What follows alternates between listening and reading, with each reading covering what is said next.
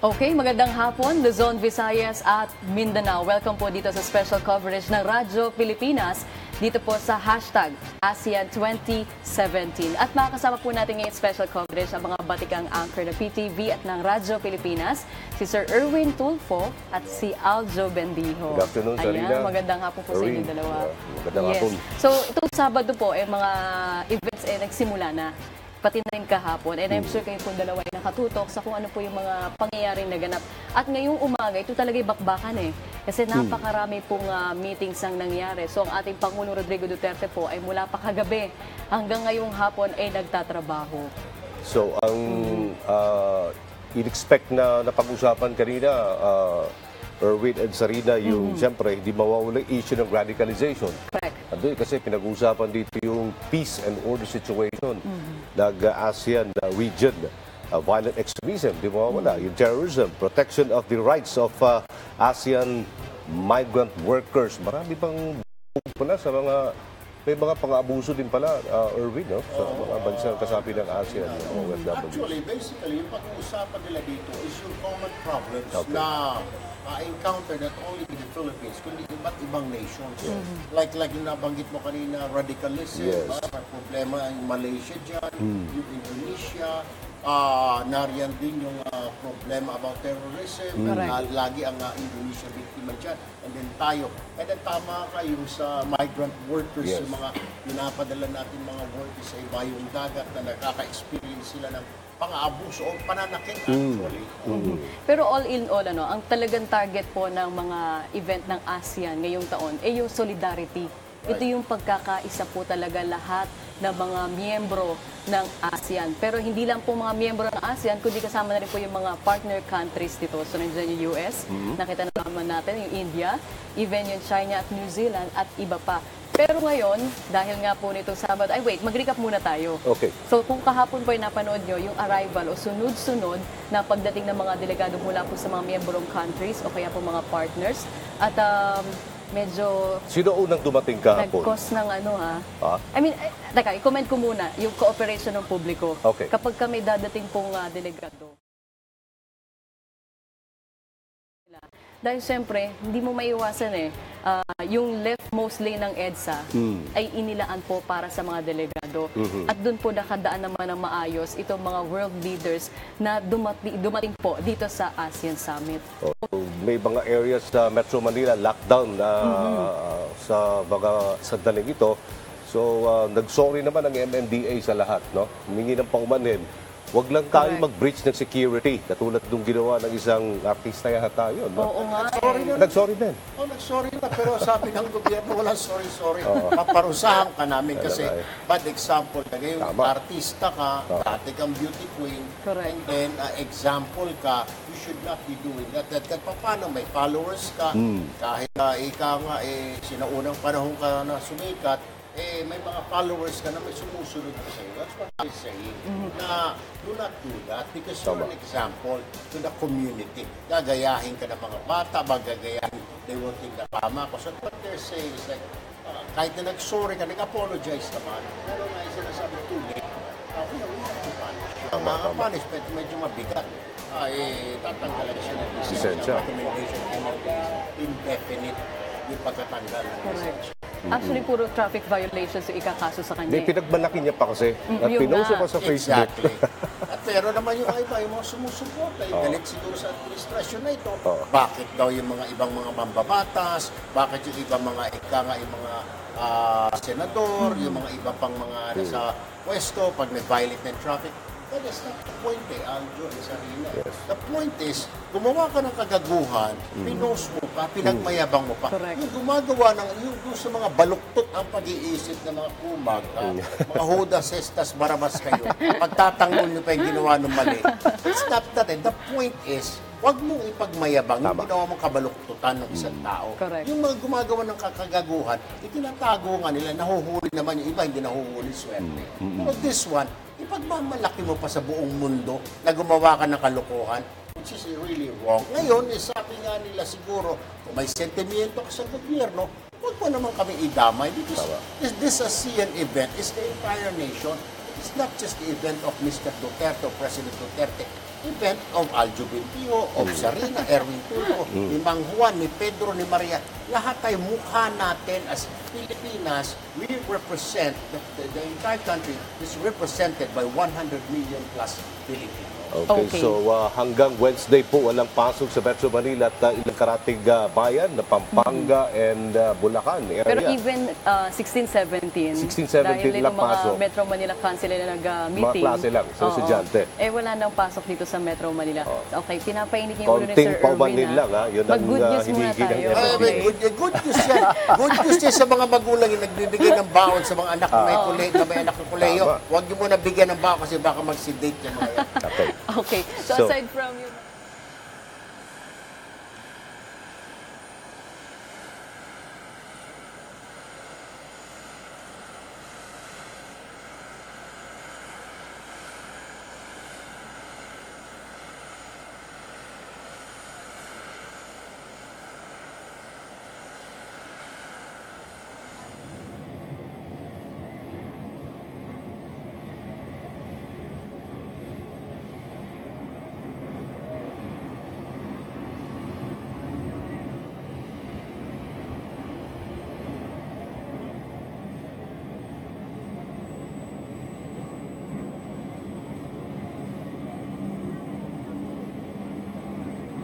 ng Singapore, Prime Minister, wala na yung video natin, no? Prime shot out ng Thailand at marami pa rin. Kahapon nagsilatingan na most of them. Yes.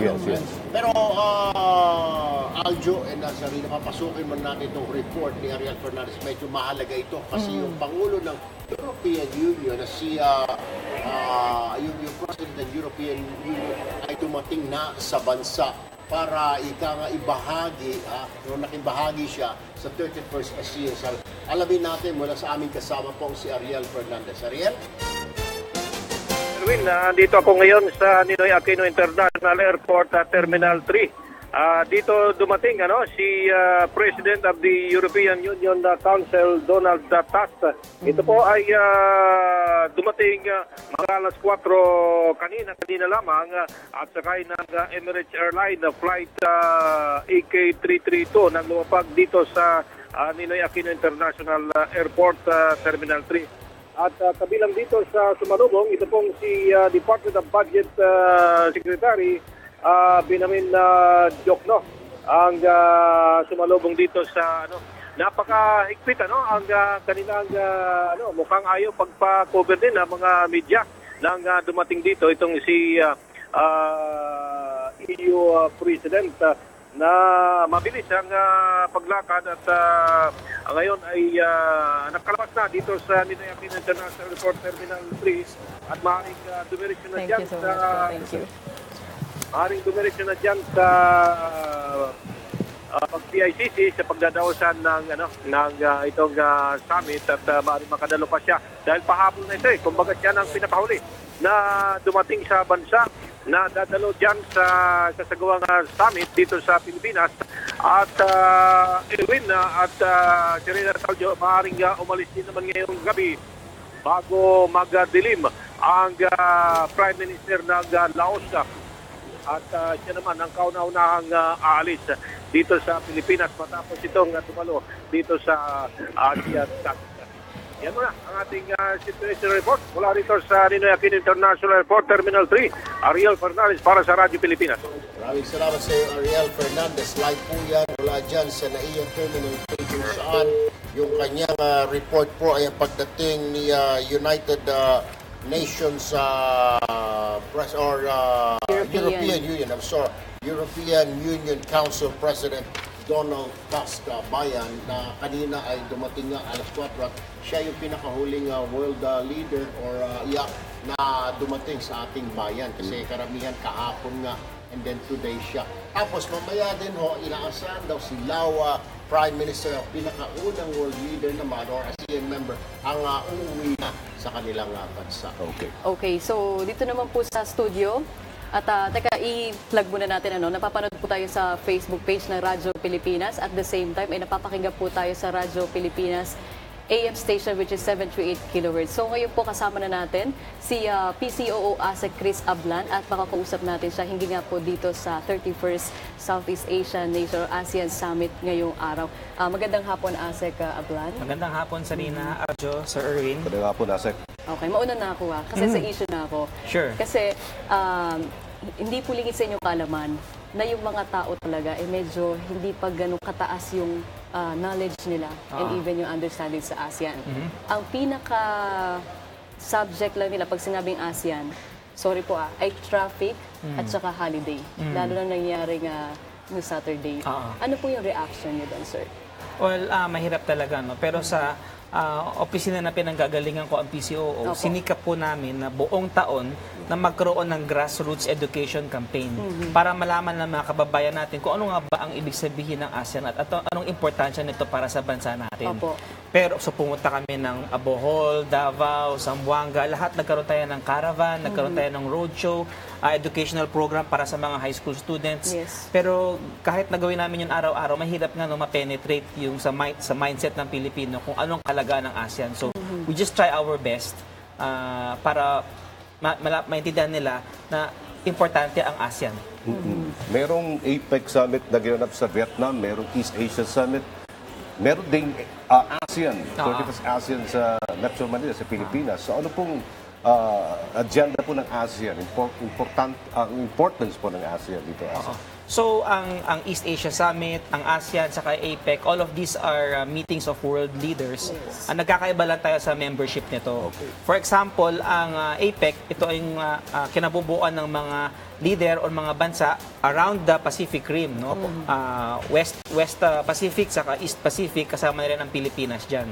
So, kasama natin yung mga South America. Pagdating naman sa ASEAN, Southeast Asian nations lang, 10. With Philippines, Indonesia, Myanmar, so on and so forth. Pagdating naman sa East Asia, mas malawak nasa gitna siya. Ang East Asia Summit, gitna siya ng APEC at saka ng ASEAN. Kasi kasama na dito ang Amerika, China, Russia. So more or less Southeast Asia, South Asia at saka East Asia ang kasama sa East Asia Summit. Ngayon, yung importansya ng mga grupong ito ay nagkaroon tayo ng blocks. And there's always power in blocks. No, there's power in unity. No, kaya nga meron tayong voting block sa Congress. Kaya tayo meron union sa mga employees kasi mas may bargaining chip ka eh. And then ang ating theme for the 31st ASEAN Summit is one global player. ASEAN, our global player, kasi we want ASEAN to be a global player compared when making trade with the US, with making trade with the EU, when making trade with China. We are one strong bloc. That's important na masabi yung mga benefits na makukuha dito sa ASEAN para mahikayat natin sila mag-participate. Kasi nabanggit niya, challenge talaga doon sa mga grassroots area na makipag-participate sila at malaman nila or magkaroon ng better understanding dito sa ASEAN. Ngayon, sir, ano po ba yung mga benefits nga na makukuha nila? I think mas maganda kung tangible Yung makikita, mararanasan, sir. Yung mga meetings ng ASEAN, hindi naman siya overnight pala. Nung sa meeting mismo, meron na silang kaagad na agreement. You have to understand, we're talking about different countries and more importantly, we're talking about different cultures. Ibang kultura ng mga yan Ibang kultura ng Tagalaw sa Myanmar, sa Indonesia, sa Pilipinas. So, it takes time. It takes several meetings before magkaroon tayo ng mga outcome documents. Pero nagkakaroon naman tayo ng outcome documents. Ang mga outcome documents ito ay tulad ng consensus on the protection of the human rights of migrant workers na lalagdain ng mga leader bukas.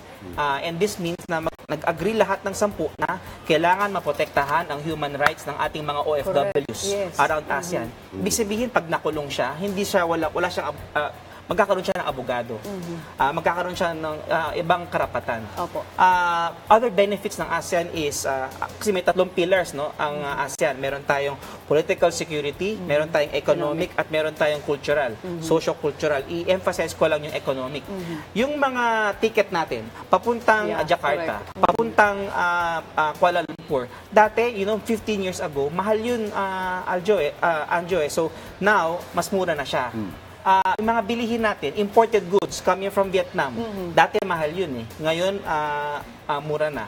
For example, potato chips. mahilig ako sa potato chips. So, yung mga galing Frito-Lay. Pag binili mo yan galing Amerika, abuti ka ng mga 200, higit 200. Ngayon, we import them from our ASEAN neighbors. Mga 100 pesos na lang siya. So, malaki yung minumura ng ating mga bilihin dahil yan sa ASEAN. Oh, yun yung maganda talaga malaman. May Sir Erwin. question ako, Aljo, and go ahead. Czarinah, para kay Asik.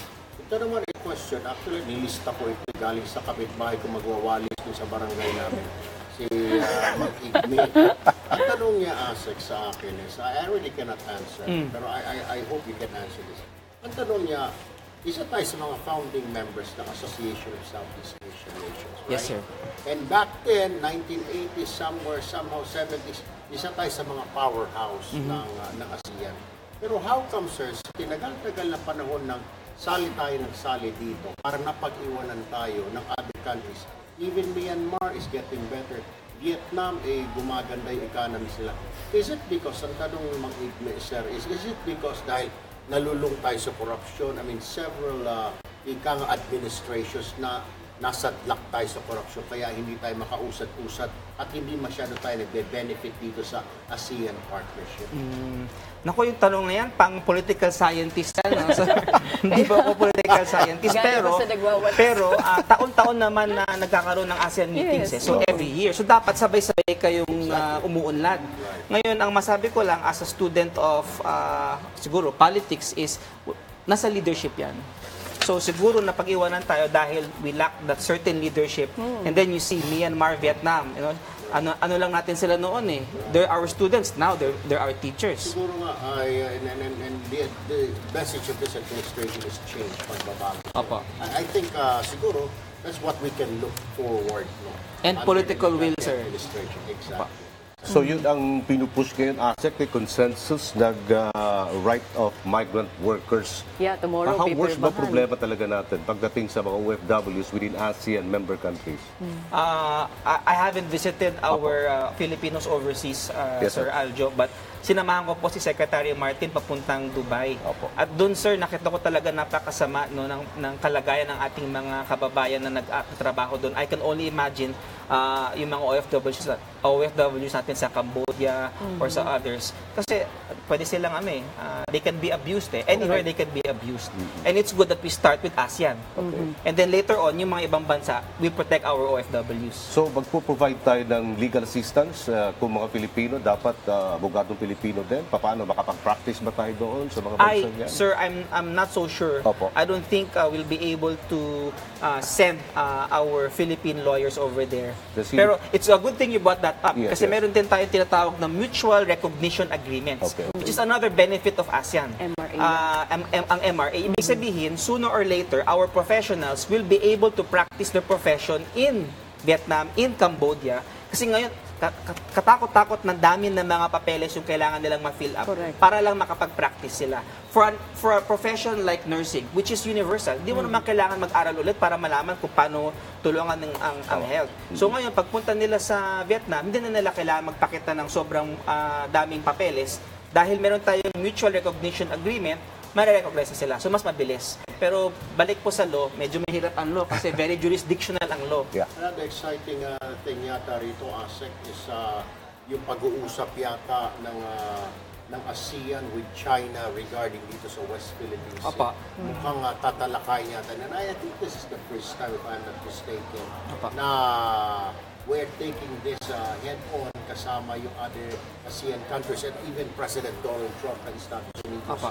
ay nag-volunteer na pwede siya mag-mediate yata for the member countries ng Association of Southeast Asia. What is your assessment? Opo. So actually, this afternoon magkakaroon tayo ng ASEAN and China Summit. Natatalakayin natin ang COC, ang framework. Tapos na kasi yung framework ng COC ng Agosto. Last August, correct. Ngayon, they will announce that they will start negotiating, which is a very big step.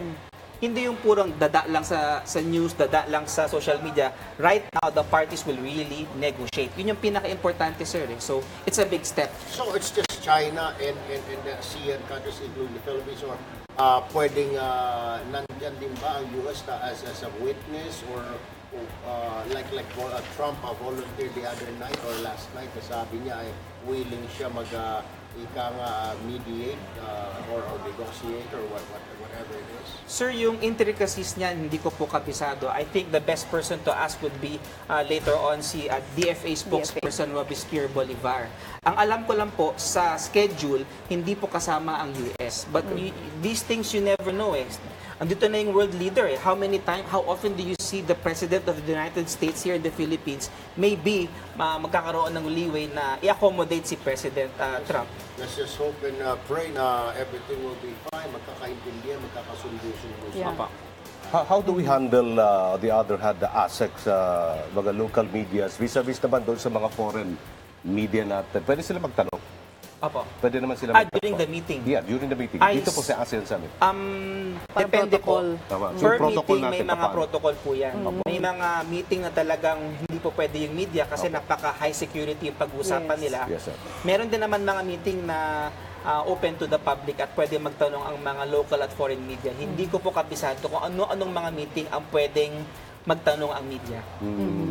Asik kanina, tanong ko lang kasi nabanggit niyo yung mga benefits. Pero syempre may baka pagsubok yan. And then yung interval ng time para ma-approve yung mga documents na inilalabas. Ngayon po ba challenging maging isang ASEAN citizen? Sa itong panahon. Tapos may mga changing pa ng administration, iba't ibang culture ng mga member countries. Sa inyo po ba tingin niyo challenging maging isang ASEAN citizen, sir? I think right now, the way the technology links us all together, Correct. slowly but surely, mas dumadali na. Okay.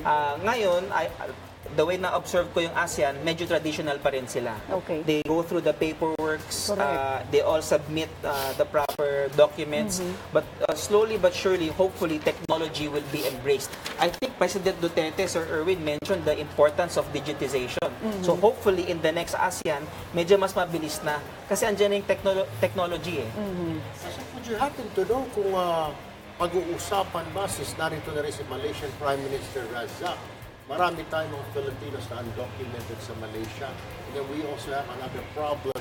Nakabiting ngayon yung isang kababayan natin na nasa death row, pero medyo stay muna yung execution niya. Dapat, di ba? I forgot her name. Pero ito ba, would you happen to know kung nakausapin ng Pangulo ito? Because Vietnam, nakiusap kay Presidente, yung 5 coaches na Vietnamese, pinakawalan niya. Because nakiusap yun. Will the President also do the same thing na makikiusap siya? Or what do you think? Kakausapin niya si Prime Minister Razak para dito sa mga undocumented Filipinos na for deportation ngayon, tsaka yung isang kababayan natin sa Jakarta, sa Indonesia na in-stay lang execution. It's possible, sir. No? So you might feel that the gala dinners, the opening events is just purely ceremonial. But these are the events where world leaders are able to magkatabi sila eh. Ano ba naman sabihin ng presidente na, I have a constituent in your country, can you help them? So these events, although they may appear ceremonial, are actually opportunities for our world leaders to talk. So baka po, it's possible na pag-usapan po nila yung plight po ng ating kababayan sa Malaysia. Ano ba distinct dito sa ASEAN ASEC Summit? Kaya mas napalapit ito sa puso ng ating mga kababayan. Kailangan mas mapalapit ang ASEAN sa atin kasi this is our mother group. We are part of the ASEAN at kami sa PCOO talagang sinabi namin kailangan lumabas yung knowledge about ASEAN kasi ito na yun eh. And napakalayo natin sa ating mga ASEAN neighbors, Sir Aljo, kasi feeling natin mas close tayo sa Amerika. Feeling natin mas close tayo sa Europe. Where in fact, our real neighbors are Indonesia, Malaysia, Brunei. Kaya nga meron tayong tinatawag na BIMP-IAGA or Brunei, Indonesia, Malaysia, and Philippine East Asia Growth Area. Kasi sila talaga yung mga neighbors natin and ASEAN is a good opportunity for us to know our neighbors. Yes. Dito naman tayo sa hosting ng ASEAN, yung PCOO po talaga napakadaming ginawa. And gusto namin kayo congratulate dahil doon sa nangyaring dinner kahapon, even si US President Trump talagang napatayo dahil sa mga ginawang performances ng mga Filipino. So, gano'n po ba yung preparation na ginawa ng PCO para po doon sa mga seremonya? Well, actually, hindi lang naman PCOO. No? All of us in government were able to, I think, at this point, successfully produce an ASEAN summit worth remembering. Correct. Andyan po yung DFA, andyan po yung Office of the President, andyan po yung DTI, lahat-lahat po, National Youth Commission. So maganda po yung paghanda natin.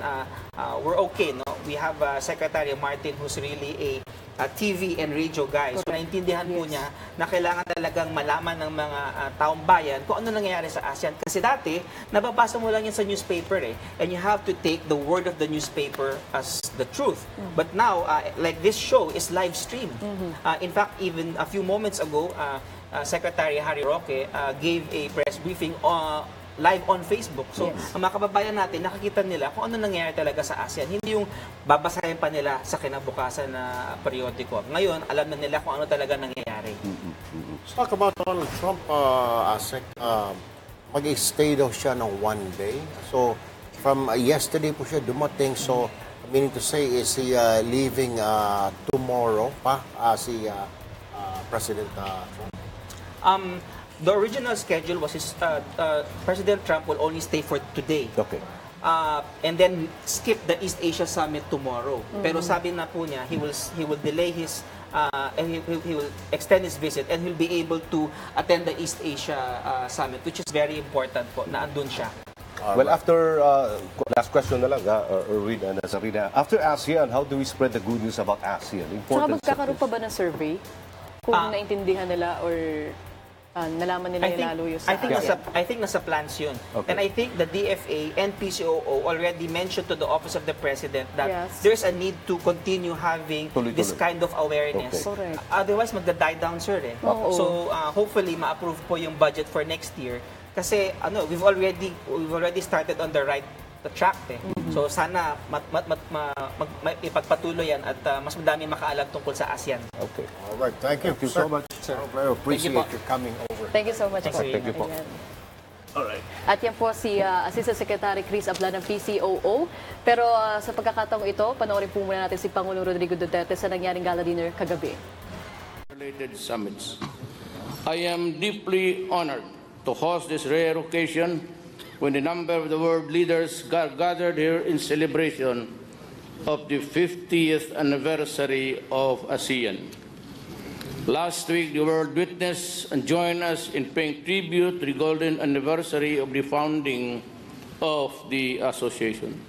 Tonight, likewise, President, we commemorate, the community gains that ASEAN has achieved over the years under your leadership.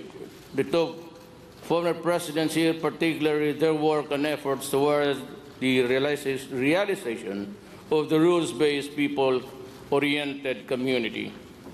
Throughout our chairmanship of ASEAN in 2017, the Philippines has been guided by the theme, Partnering for Change, Engaging the World, which captures the ASEAN resolve to effect positive change in the lives of our people and assert our position in the global economy. Beyond our regional borders, we ASEAN citizens are steadfast in building an ASEAN community that is united by shared history, values, and aspirations.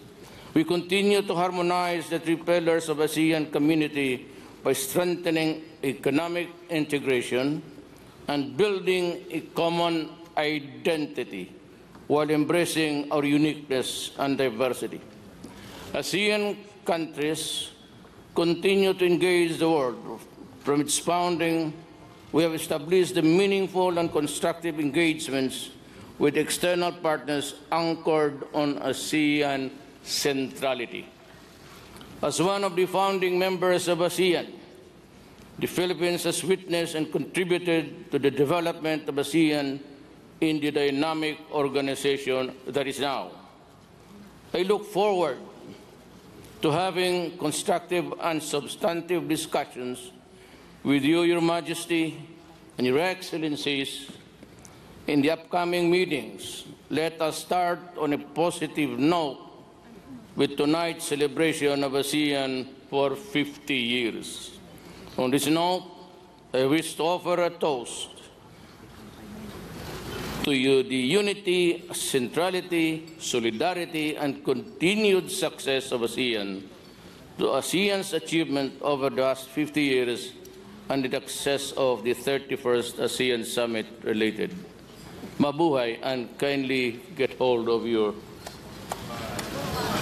Mabuhay.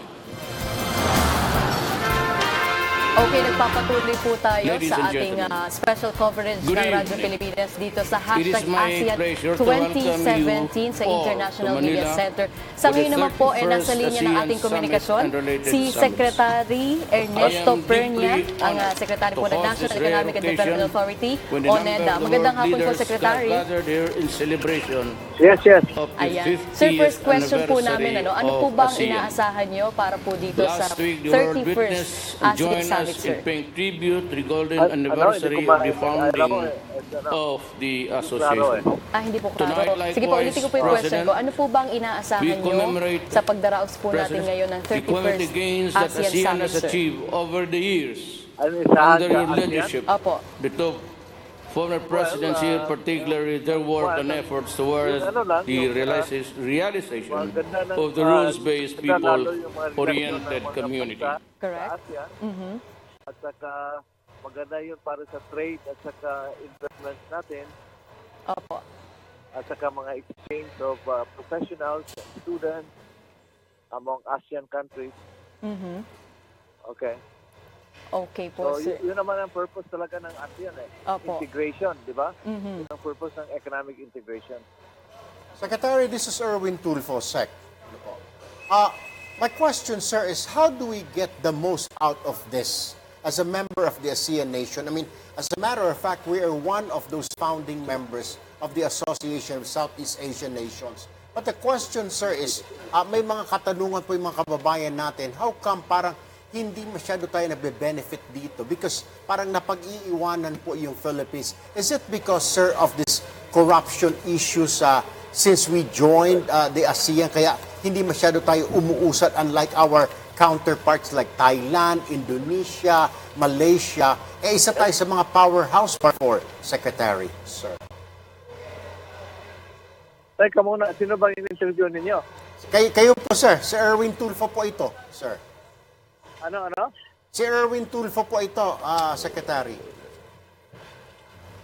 Ano ang tanong? Ang question ko, sir, is how do we get the most out of this kaya sa Association of Southeast Asian Nation, itong mga meetings na ganito, sir, itong mga summits na ganito, Secretary?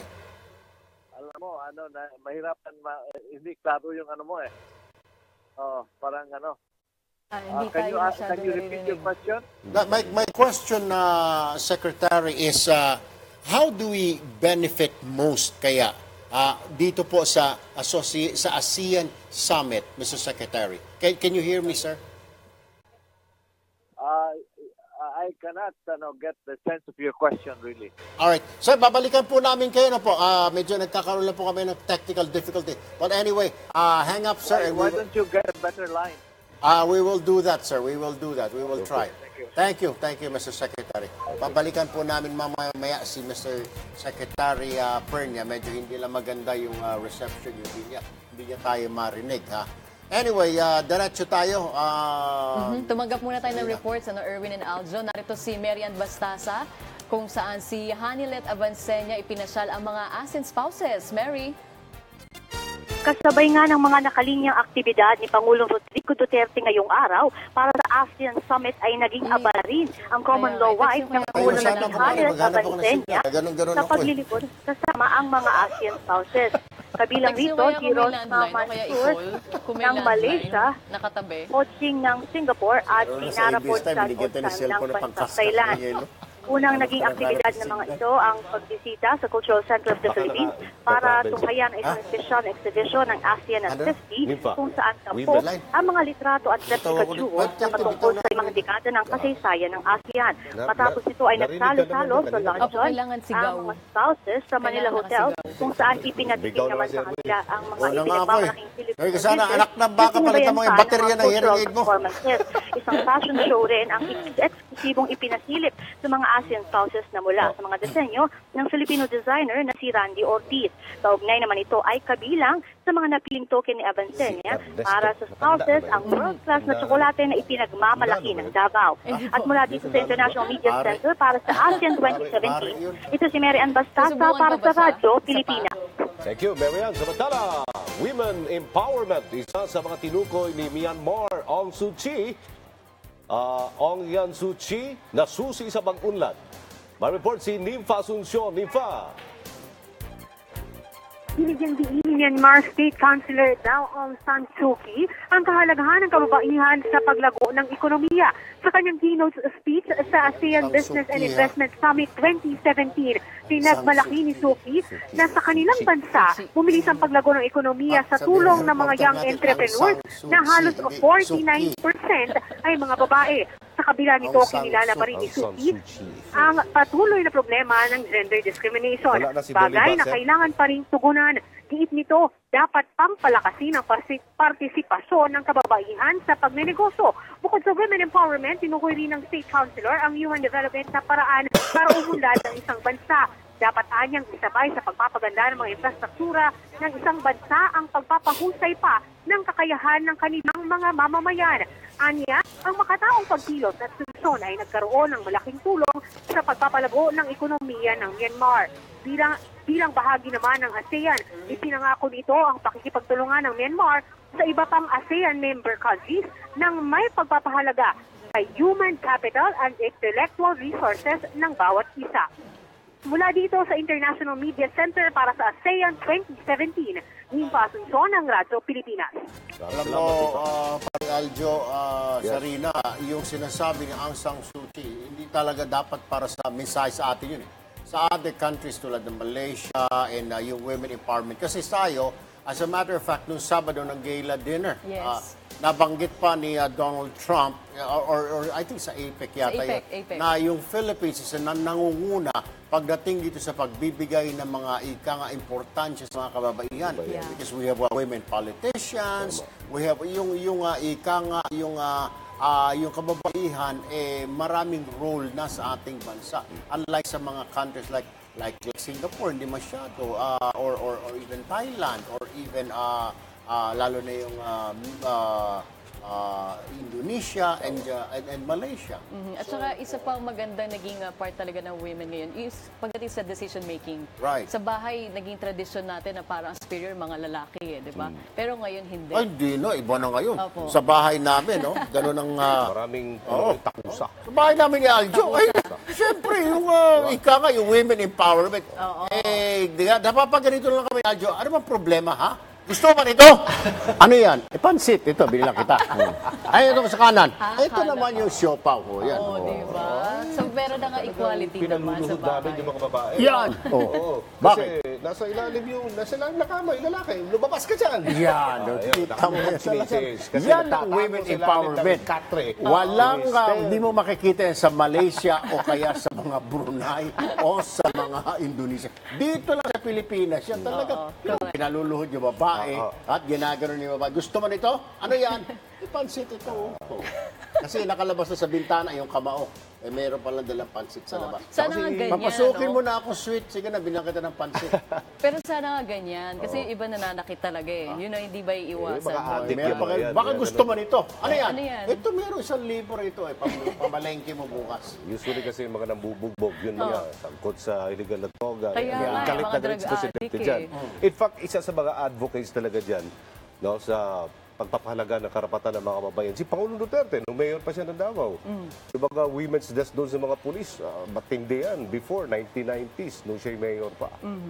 Kaya siguro, di ba, he built a city and now he's building a nation, something like that. Kaya, Nabanggit mo yung women's desk. Yung kanya. iba ata hindi aktibo sa ganun eh. Parang hindi ata active yung ganung merong desk for women and even for Sa children mga stasyon ng police before. Kaya nga eh. So yun yan, dapat yun din intensify. isa sa mga aksyonan. Pero yun nga, tama nga si Sir Erwin na pagdating sa gender equality o gender gap, nangunguna yung Pilipinas dahil talaga pong nakinikilala naman po na yung mga kababaihan dito sa lipunan. We may be considered third world country, Aljo and Czarinah. Pero pagdating sa mga ganito about gender equality, nangunguna naman tayo kumpara sa Thailand, kumpara sa Indonesia. Pumunta na, I'm sure lahat tayo nakapunta dyan, makikita mo eh. Pag naglalakad na lang yun, yung is prime example, pag naglakad yung mag-asawa sa Malaysia, nahuhuli yung babae. yung pala is sign nung yung lalaki mas mataas sa babae. Oo, Pansinin mo, pumunta ka na Indonesia, naglalakad yung babae, kasunod lang ng lalaki. Pumunta ka sa Thailand, same thing. Parang mas nagkailangan na yung babae medyo nasa likod. Pero ito sa ating magkasabay, magka-holding hands pa mag-asawa, doon mo makikita na of equal footing yung lalaki si Mr. at saka si Mrs. Pero pumunta ka sa other nations, hindi gano'n. Vietnam, sumusunod yung babae sa lalaki, nakasunod ng mga one step behind. Malaysia, Indonesia, hindi mo pwede. Talagang subito, kaya nga, we may be third world country, mahirap tayo na bansa, pero yung respeto natin sa mga kababaihan, ay ganun-ganun na lang. Okay?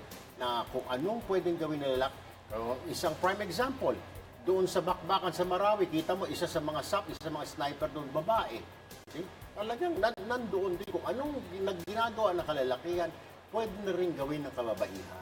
Yun yung sinasabi. Then, tama si Aung San Suu Kyi, dapat bigyan din ito, pag-usapan ito sa Asean Summit na tama na. Enough is enough, hindi lang yung babae na sa bahay, kundi the women also have do play a bigger role in our society. Kaya nga doon sa isang pillar, which is yung ASEAN Economic Community, talagang kinikilala po yung sektor ng mga kababaihan pagdating sa pagnenegosyo. Mas maganda nga naman na bigyan natin sila ng ganung role sa society. Hindi lamang po yung nasa bahay lamang sila. So ano yung mga paraan? Nandiyan yung MSMEs na talaga naman po isinusulong ni Pangulong Rodrigo Duterte. Siguro sa lahat ng speech niya ngayong araw, hindi pwedeng marinig yung MSMEs Kasi yun talaga yung backbone ng ekonomiya ng ASEAN region. So sa lahat po ng bansa may MSMEs na dapat talagang isulong o paunlarin. Yun yan ang dahilan kung bakit umunlad ang Vietnam at ang Thailand. Correct, Ang dami yes. mga negosyante na nagtitinda dyan sa kalye, di ba, Erwin? Oo, yung mga... dito sa atin, may mga gano'n. Kaso mo, iikutan ng mga kumag, hihinga. yung mo may pwesto dyan, may bayad dyan. Mamaya, iikutan ni SPO1. Mamaya, iikutan ni Traffic Enforcer. Tatlo to, mamaya, tiga City Hall. Walang nangyayari. Yung bisa kumita, huwag na lang kung magtinda sila yung kumikita, di ba? Pero dun sa kanila, dapat ito rin yung pahalagahan. Tama ka, Czarinah. Dapat itutukan ito. Dapat local government level ito. Na may protection sila sa local government. Yung MSME, Development, Innovation, Inclusive Growth, kumbaga. Correct. Wala naman kasing mayaman sa pag-empleo. Small, medium enterprise. Mas maganda magnegosyo kaysa mga empleo. Correct. Kaya naman kahapon, sa pagsisimula nga nitong pagdating ng mga leaders, ay sinimulan agad itong ABIS 2017 o yung ASEAN Business and Investment Summit. So, sa 3 M na pinaniniwalaan po ng ABAC na makatutulong sa mga businessmen, ito po yung Money, Market, and Mentorship, ay pinanguna ni Pangulong Duterte yung mentorship program kahapon, which is dun makakakuha po ng mga best practices, yung mga negosyante, even mga kabataan, kung paano magiging matagumpay pagdating sa pagnegosyo. Ay, parang Toto, yung kapitbahay ko, yung M na sinasabi, ano ulit yun? Money, Market, and Mentorship. Mali yung iniisip mo pa rin, Toto, na matandang mayaman, madaling mamatay. Hindi yun, ha? Iba itong sa ASEAN. Money, Market, at saka ano? Grabe. Mentorship. Naisip mo pa yun? Kasi ito pa rin, Toto, kapitbahay ko, tanungin nyo, hindi nyo rin nakuha, may 3 M's daw. Ito ba? Yan. May balita yata. Ito na si National Youth Commission Chairman ikinatuwara ang takbo ng ASEAN Youth Index. May report si Lawrence Tanhoco. Yes, positibo si National Youth Commission Chairman Aiza Sigera sa tinatakbo ng ASEAN Youth Development Index o yung tinatawag na AYDI. Ito ay dahil na rin sa ginawang pagtanggap ng mga ASEAN leaders na sabing proyekto kung saan itinuturing itong isang milestone. Dahil dito ay mas maisusulong na ang mga iba't ibang klase ng youth development gaya ng education, health and well-being, employment at maging ang opportunity at maging ang ASEAN awareness. Ayon kay Sigera, mahalaga ang nasabing proyekto para sa regional standards na siyang magmomonitor at magsusukat ng iba't ibang aspeto ng youth development. Kabilang sa report na inilabas ng AYDI ay ang mga nakamit ng mga kabataan sa iba't ibang aspeto sa buong rehiyon, gayon din ang mga kakulangan ng mga ito. Dagdag pa ni Sigera na base sa datos ng AYDI mula 2011 hanggang 2015, malaki ang naging improvement ng edukasyon sa buong rehiyon, habang employment and development naman ng kabataan ang mas nangangailangan ng karagdagang atensyon. Paglilinaw ni Sigera na ang AYDI ay isang unique na programa para matulungan ang mga kabataan at mabigyan ng karagdagang atensyon ang mga aspeto na may kakulangan at malaman naman ang mga aspeto ng buhay ng kabataan kung saan mataas ang kanilang development. Positibo si Sigera na malaki ang may tutulong ng AYDI para sa mga kabataan, lalo na para sa pagdetermina kung saan mas nangangailangan ng mga ito ng karagdagang investment. Kasabay nito ay pinasalamatan din ng NYCI Chair o NYC Chair ang mga miyembro ng ASEAN, partikular na ang Indonesia, bilang sa pagiging leader ng AYDI o ng ASEAN Youth Development Index. Mula dito sa International Media Center, Lawrence Tanhoco, Radyo Pilipinas. Maraming salamat sa Lawrence Tanhoco. Ayan po yung kanyang report. Samantala Bayan, nais ko lang pasalamatan itong walang sawang pagtutok sa atin ng mga nakatutok sa atin, si Gigi Trevino, nandyan si Zenny Mamato, nandyan si Ryan Padilla, nariyan din si Jasail Tusoy, Andrea Lee, thank you for watching. Nora Giday, thank you po. Maraming salamat. Yung mga fans mo sa Japan, Win, marami kang fans doon. Batiin mo naman. Sa Japan? Ano bang, konnichiwa ba ngayon? Konbanwa? Kumbago. Kumbanwa. Salitang kumbago. Hapon na ngayon eh. Ano nga sa'yo? Kumbanwa. Ano nga siya? Koreano naman yun. Anak. Di batiin mo na lang. Direct. Next time, bigyan mo nga kami ng parang dictionary dito kung ano nagkamali na leche-leche. Kaya nga. Ito Good pa, meron pa. afternoon na lang. Kaibigan tayo ng mga kababayan natin. Sabi ni Andrea Lee, matanda, mayaman, madaling matamatay. Ano daw? Tama. Oo nga. Matandang mayaman. Matandang mayaman, madaling O yun yung mamatay. sinasabi mo, parang totoo, hindi yun na ibig sabihin ng May sinasabi, ano ulit yun? Money market mentorship, yun po yung isinusunod Money ng market ASEAN. mentorship, hindi matandang mayaman, madaling mamatay. Hindi naman tirada mo talaga parang Patay tayo dyan. Ito pa, tama po si Sir Erwin, dapat tutukan ng local government, lalo na ng mayor, yung kanyang mga nasasakupan pagdating sa negosyo. Sabi ni Virgie Victoriano Gamilla, totoo yan. Ito naman po si Ryan Padilla, kawawa nga kanina, parang ano lang, okay, ito nang aaway na naman sila ng mainstream media. And we're watching you, Idol, si Gigi Trevino, ayan. Watching from HK UAE, ayan. At ang pogi daw ni Idol. Sino kaya sa inyong dalawa? Siyempre si Erwin. Sunod-sunod na ako dito eh. Andiyan na ba? Si Alvin? Okay. Update po tayo. Press briefing ni Presidential Spokesman Attorney Harry Roque. Alvin Baltasar. Alvin. Aljo, kanina lang ay nag-press conference si Presidential Spokesman Harry Roque at iba-iba yung mga natalakay ni Spokes Roque. Merong issues tungkol sa South China Sea at meron din naman, of course, hindi naiwasang itanong kung ano yung nangyari kanina doon sa bilateral meeting nila sa pagitan ni Pangulong Rodrigo Duterte at ni US President Donald Trump. At sa pagharap kanina ni Spokes Roque, Aljo at Czarinah ay mainit yung issue sa South China Sea o West Philippine Sea. Magugunit sa mga talumpati ni Pangulong Duterte sa 31st ASEAN Summit ay iniiwasan ni Pangulong Duterte na ungkatin o banggitin man lang yung reclamation activities ng China sa karagatan na mahalagang concern sa rehiyon. Ganun pa man ay sinabi ni Secretary Roque na naungkat lamang yung issue sa ASEAN-US Summit kung saan nagpahayag si President Trump ng hangaring maresolba yung territorial dispute sa mapayapang pamamaraan. At ayon kay Roque, ipinahayag din ni US President Trump na dapat magkaroon ng tinatawag na Code of Conduct of Parties sa South China Sea sa lalong madaling panahon. Hindi naman naipaliwanag ni Secretary Roque kung ano yung nakahulugan ng Pangulo sa pahayag nitong wag nang galawin o ungkatin ang South China Sea sa issue sa ASEAN Summit. At kanina, bukod doon ay kanina nabanggit din ni Secretary Roque na hindi rin napag-usapan yung tungkol doon sa human rights. So dalawang bagay yung hindi napag-usapan ng dalawang leader ng bansa. Yung human rights at hindi din sila ganong nagbumabad doon sa issue ng South China Sea. Thank you, Alvin Baltasar. Si Alvin Baltasar. 6 Ito, o'clock, dalawang pogi magbabalita daw ka pa. kayo. Hello po. Ha? Thank you, PTV4. Ito, damay-damay na to. Hindi po Nadadamay na ako kay Erwin PTV4. eh. Oh, yun, oh. Oo.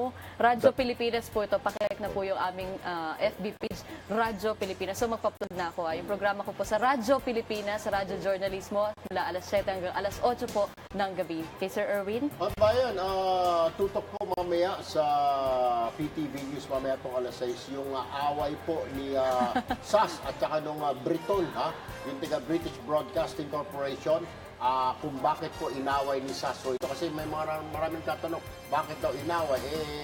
Malalaman ho ninyo yung dahilan, tinanong na pala ni SAS, sagot na sagot yung mama. But anyway, may mga nagagalit din daw sa Twitter. Pakinggan nyo ho yung full report to mamaya sa PTV News. Alas 6 po yan, mamaya-maya bayan sa PTV News 6, sa PTV 4, at sa, of course, sa aming Facebook din. And then, nakashare din po yan sa Erwin Tulfo FB page. And every day po, Monday to Friday, alas 12 po ng tanghali, yung Nationwide News. Ako po, kasama si Juan Galapena, and of course, yours truly, alauna hanggang alas 2, yung Erwin Tulfo Live. Bukas naman, 9 to 9:30, yung Daily Info with Cathy Untalan. And 7 to 8, yung Radyo Pilipinas News Nationwide, kasama si Alan Alianige. Tayong dalawa daw ang pogi dito. Damay na ako dito sa iyo. Hindi, marami kasi nagtitext eh. Thank you, thank you. Oo, alam ko naman nagmana lang ako kay Aljo. Yan. Pag wala ito Ito, sana daw araw-araw itong programa nyo. Ayun. Pwede. Budget lang. Budget. Budget ang problema. May budget ba tayo dito? Budget. Baka kulang sa budget. Hindi, sisikapin natin. Gawin araw-araw. Nangangayayat na nga ako. Ayun lang. Magbabalik tayo bukas, di ba? Meron pa po pala bukas. bukas. Asahan niyo po Wednesday magkakaroon na ng news break. Kumbaga, hourly na update po sa ASEAN. And then, sana libre pa ulit kayong dalawa tomorrow para sa Diyan ako special nakatira coverage. Diyan sa ulan. Buti ka pa. Ito yung mga kasama natin, nangangayayat na, nakaitim pa lang, lalo yung pumayat sila lahat. Same time pa rin naman po tayo, 4 to 5 p.m. po dito sa Facebook page ng Radyo Pilipinas. So, Sir share Maki, nyo thank na. you, Yan, Kaya nga, Sir Maki. Yung mga bataan natin, mga overtime dyan.